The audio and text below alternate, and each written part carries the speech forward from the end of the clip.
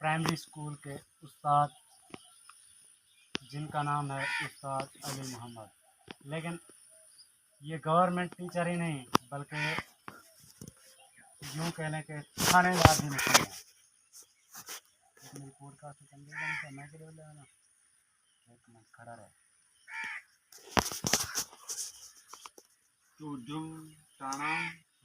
अस्सलाम वालेकुम दोस्तों, मैं हूं सदाम हुसैन और आज हमारे साथ मौजूद हैं गवर्नमेंट प्राइमरी स्कूल के टीचर,